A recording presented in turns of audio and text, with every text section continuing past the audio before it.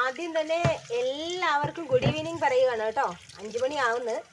ചായയുടെ സ്നാക്സിന് വേണ്ടി ഒത്തിരി നാളായി കേട്ടോ ഒരു ഉണ്ണിയപ്പം ഉണ്ടാക്കാമെന്ന് വിചാരിച്ചു. ഇൻസ്റ്റൻറ്റ് ഉണ്ണിയപ്പം. ഞാൻ അങ്ങനെ ഇൻസ്റ്റൻറ്റ് ഉണ്ണിയപ്പം ഒന്നും ഉണ്ടാക്കിയിട്ടില്ല. അപ്പം മോന് വൈകിട്ട് പലഹാരം വേണം.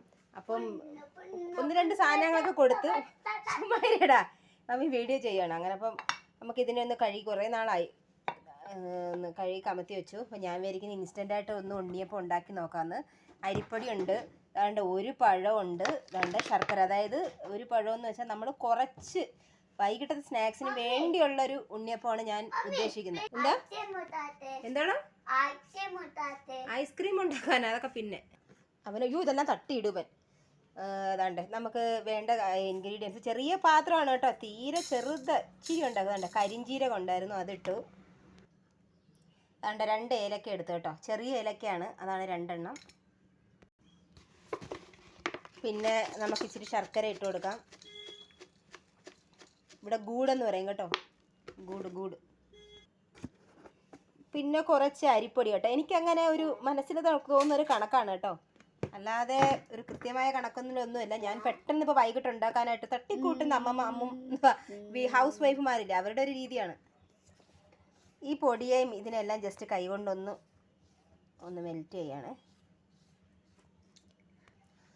ആദ്യം ഇട്ടത് കറുത്ത ശർക്കര ആയിരുന്നു കേട്ടോ, അത് തീർന്നു. കുറച്ചുള്ളത് ഇട്ട് ഇപ്പം മധുരം കുറവായിരിക്കും എന്ന് വെച്ചിട്ട് കണ്ടേ നമ്മുടെ കട്ടിയുള്ള ശർക്കര ഉണ്ടല്ലോ, അതും കൂടെ ഞാൻ ഇടാൻ മിക്സ് ചെയ്യാൻ പോവുകയാണ്. ഇച്ചിരി മധുരം ഇരുന്നാലേ പിള്ളേർക്കൊക്കെ ഇഷ്ടപ്പെടത്തുള്ളൂ. അപ്പം ഞാൻ അതിനെ എന്താണ്ട് ചീകി ഇടുകയാണ് കേട്ടോ ശർക്കര. കൈവച്ച് നേരത്തെ മെൽറ്റ് ചെയ്യേണ്ട ആവശ്യമൊന്നുമില്ല, ഞാനങ്ങ് ചെയ്തു.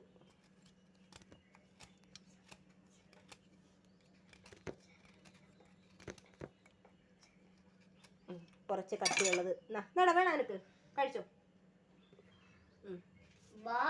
വാവ്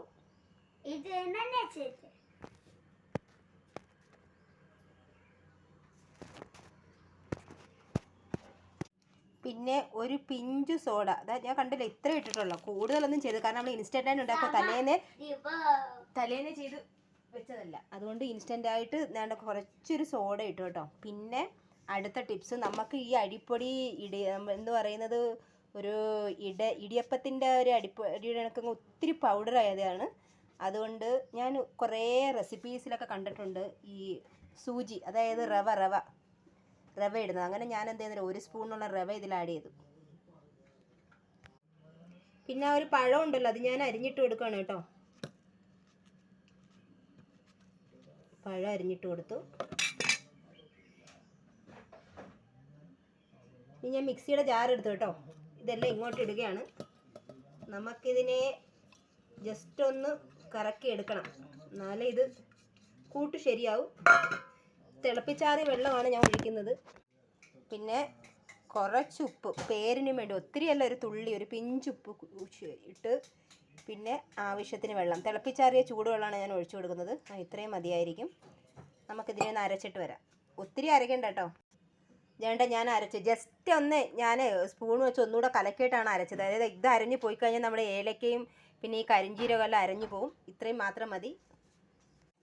അതേ ചെറിയ പാത്രത്തിലേക്ക് നമ്മുടെ മിശ്രിതം ഞാൻ ഒഴിക്കുകയാണ് കേട്ടോ. കണ്ട, മിക്സിയിൽ അരച്ചിട്ട് പോലും ആ കരിഞ്ചീരകം ഒന്നും പൊടിഞ്ഞു പോയിട്ടില്ല. കാര്യം എന്താണെന്നറിയാം, ഞാൻ ജസ്റ്റ് സ്പൂണിൽ ജസ്റ്റ് മാവിനെയൊക്കെ ഒന്നുകൂടെ ഒന്ന് കറക്കിയിട്ടാണ് ജസ്റ്റ് ഒന്ന് അടിച്ചതേ ഉള്ളൂ. എല്ലാം വടിച്ചിട്ടു കേട്ടോ. എനിക്ക് എന്താ വടിച്ച് കഴിയുമ്പോൾ പച്ചമാവാണെങ്കിലും വായിൽ വെക്കുന്ന ഒരു ശീലം എനിക്കുണ്ട്. നിങ്ങളിൽ ആരെങ്കിലും ഉണ്ടെങ്കിൽ കമൻസ് രേഖപ്പെടുത്തണേ. ചിലപ്പോൾ ഞാൻ ഒറ്റ പീസേ കാണത്തുള്ളായിരിക്കും ഇങ്ങനെ. നല്ല മധുരമുണ്ട്.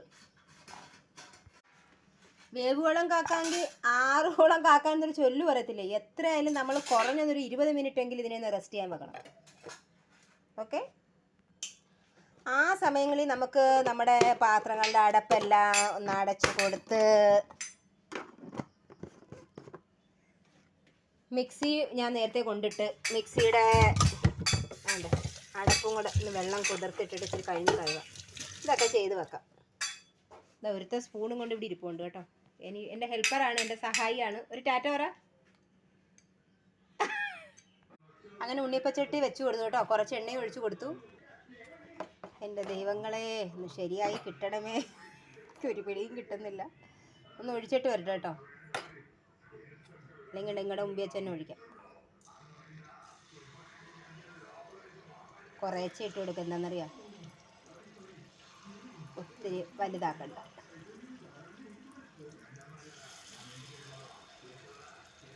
നിങ്ങളുടെ മുമ്പിൽ വെച്ച് തന്നെ എല്ലാം ഒഴിച്ച്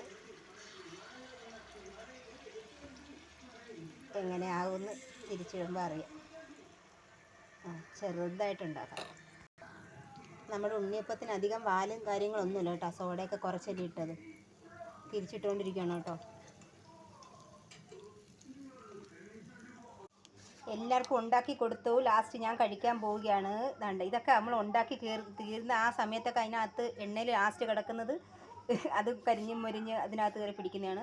നമ്മുടെ എന്തോ പറയുന്നത്, റവയൊക്കെ ഇതിനകത്ത് തെളിഞ്ഞ് കാണാം കേട്ടോ. എനിക്ക് കൈക്ക് നല്ല ചൂടെടുക്കുന്നു കേട്ടോ. അങ്ങനെ നിങ്ങളെ കാണിക്കുന്നത്. ഞാൻ ഇതിച്ചിരി കൈ വെച്ച് പൊളന്നു കേട്ടോ, നിങ്ങളെ കാണിക്കാൻ വേണ്ടി ഒരു ക്യാമറ. ചൂട് പൊങ്ങുന്നുണ്ടോ? അടിപൊളി ടേസ്റ്റാണ് കേട്ടോ ഉണ്ണിയപ്പം. നിങ്ങൾ ഇഷ്ടമായെങ്കിൽ എല്ലാവരും കമൻസ് രേഖപ്പെടുത്തണം. എനിക്ക് ഇങ്ങനെയുള്ളതൊക്കെ ഭയങ്കര ഇഷ്ടമാണ്. നമ്മുടെ ഈ ഉണ്ണിയപ്പഴേ, പഴയ ഉണ്ണിയപ്പം നമ്മൾ ആദ്യം ഉണ്ടാക്കിയതിനകത്ത് നിന്നൊക്കെ പിന്നെയും ഈ പുതിയ മാവ് ഇടുമ്പോൾ അതിനകത്ത് കയറി പിടിക്കുന്നതാണ്. ഈ തൊപ്പിക്കുട്ടന്മാരെയൊക്കെയാണ് എനിക്ക് ഏറ്റവും ഇഷ്ടം. ഇങ്ങനെ എൻ്റെ ഉണ്ണിയപ്പത്തിൻ്റെ റെസിപ്പി ഇഷ്ടമായെങ്കിൽ നിങ്ങൾ എല്ലാവരും കമൻസ് രേഖപ്പെടുത്തണേ. Okay, by.